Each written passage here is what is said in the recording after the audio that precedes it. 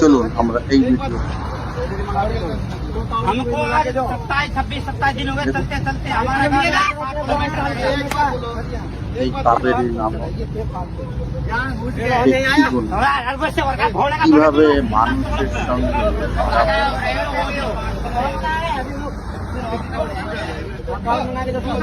সামনে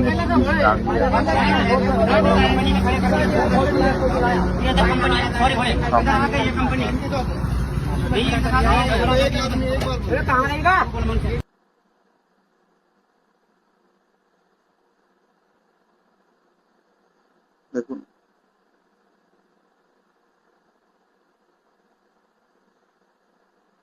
দেখুন নোংরা নোংরা ভাষা বলছে দেখতে পাচ্ছি।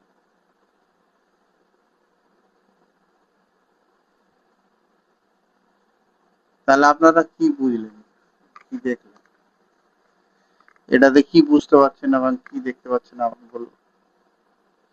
এটাকে বলবেন যে এটা ধর্মে ব্যক্তিদের? আমরা দেখছি এরা গাঁজার টান দিচ্ছে, ড্রাগস নিচ্ছে, মদ নিচ্ছে, আবার এরা বলছে যে আমরা যে আমাদের মধ্যে কোনো সন্ত্রাসী কার্যকলাপ নেই। এই সরকার এই রকম গুন্ডা বদমাইশের ওপরে ফুল রাখ দিচ্ছে। উত্তরপ্রদেশের ঘটনা যেটা দেখছিলেন আপনারা, একটা মানুষ রাস্তা দিয়ে চলাফেরা করতে গেলে রাস্তা জাম করে থাকলে মানুষ হয়তো সাইড দিয়ে যেতে গেলে গায়ে হাত লাগতে পারে। এবং এই প্রশাসন কতটা বড় দুর্বল এই গুন্ডাদের সামনে। প্রশাসন এরা বলছে না যে গুন্ডা দমন অ্যাড, গুন্ডা দমন অ্যাড এই গুন্ডাগুলোদের উপরে কবে লাগবে? এরা গুন্ডা নয়। এই যে মানুষগুলোকে একটা মানুষ প্রশাসনকে যখন ডেকেছে, জিনবা প্রশাসনের অপরাধ জিনবা থাকে ওই ব্যক্তির, তাহলে প্রশাসনের সামনে মারছে কেন? প্রশাসনের হাতে তুলে দিক। প্রশাসন অপরাধ জিনবা হয় তো প্রশাসন তাকে সাজা দেবে। আইনের রাজ চলবে না। এটা আইনের রাজ না গুন্ডার রাজ? এই যোগী সরকার উত্তরপ্রদেশে এইসব সনাতনীদের এমন মগজ ধোলাই করে দিয়েছে, এমন উগ্রত্ব তৈরি করে দিয়েছে। ওখানে প্রত্যেক দিন ওখানে একটা কমিউনিটির লোকেদের ওপরে টার্গেট করে এই যোগী সরকার। যোগী সরকার কি কাজটা ঠিক করছে? আইনের রাজ, এটা আইনের রাজ। ঠিক সেই রকম ভাবে কিছু পশ্চিম বাংলাতে উৎপাতি বেরিয়ে দেওয়া হচ্ছে, যাতে এখানেও এই রকম ধরনের একটা পরিস্থিতি তৈরি করা যায়। কাওয়ারিরা জল ঢালতে যাবে, তারা তাদের ধর্ম সুন্দর সুষ্ঠুভাবে পালন করুক, এতে কোনো মানুষের আপত্তি নেই। এই যোগী সরকার বলছিল রাস্তা চলনে কে লিয়ে হে क्या हुआ ठहरने के लिए? তো কারা ঠেরে আছে? কারা এগুলো? কারা এক মাস ধরে রাস্তাকে পথ আটকে মানুষের হেনস্থা পেরেশানি কারা? এগুলো কারা করছে? মানুষের বিবেক আছে? এগুলোকে চোখে দেখতে পায়? খালি একটা ধর্মের লোকেদের উপরে টার্গেট করে বারবার করে কথা বলা, এগুলো কারা করছে? এগুলো মুসলমান লোকেরা করছে? হ্যাঁ, এগুলো সংখ্যালঘু সম্প্রদায়ের মানুষরা করছে। রাস্তাতে গাঁজা খেয়ে আবার কিছু জায়গাতে মহিলারা ওই রাস্তাতে দাঁড়িয়ে ডিস্কো ডান্স করছে, রাস্তাকে জাম করে বন্ধ করে। আর রাস্তা নাকি নামাজ পড়ার জায়গা না। এই হচ্ছে বদমাইশ, এই হচ্ছে এদের বদমাইশিমু।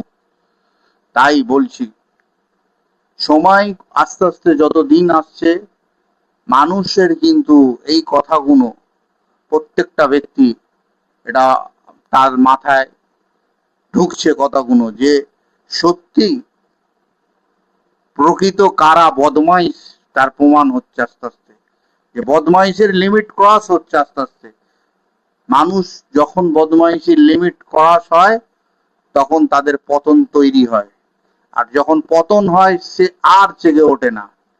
পৃথিবীতে বড় বড় অপরাধীরা তারা ভেবেছিল যে এই মুসলিম সমাজকে নষ্ট করে ধ্বংস করে দেবে। যারাই এই মুসলিম সমাজকে অত্যাচার করার চেষ্টা করেছে তারা পৃথিবীর ইতিহাস থেকে আস্তে আস্তে তাদের সমস্ত জিনিসগুলো মুছে গেছে। এটাই সত্যি, এটাই সত্যি। ফ্রাউন বিশাল ক্ষমতাশীল ছিল, ফ্রাউনের মতন লোকেরা তারা যে ক্ষমতা ছিল তারা ধ্বংস হয়ে গেছে। আর এই যোগী যোগী ভাবছে খালি একবার ভারতবর্ষ থেকে একবার বিজেপি সরকার সেন্ট্রাল থেকে পড়ে যাক, আপনি স্টেটের দেখবেন সমস্ত লোকেরা এরাই দেখবে যারা এত রামকে নিয়ে এত চর্চা করছে, তখন দেখবেন এরা আর রামের কথা মনে থাকবে না, তখন তারা এরা লুকোবে বলে দৌড়াদৌড়ি করবে। এরা লুকোবে বলে দৌড়াদৌড়ি করবে কেন?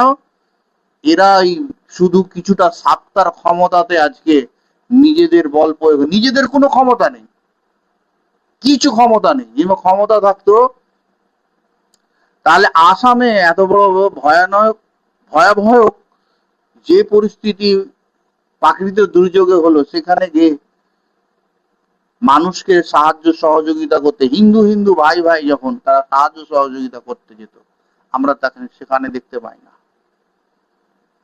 মণিপুর এতদিন ধরে ওখানে জ্বলছে, মণিপুরে সেখানেও তো তারা ভাই ভাই নয়।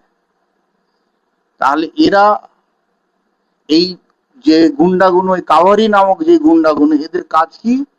এদের কাজ হচ্ছে যে একটা নিরীহ ব্যক্তি কিংবা কোনো মুসলিম যায় দুর্বল ব্যক্তি, তাকে ধরে 10-12 জন মিলে মারবে প্রশাসনের সামনে।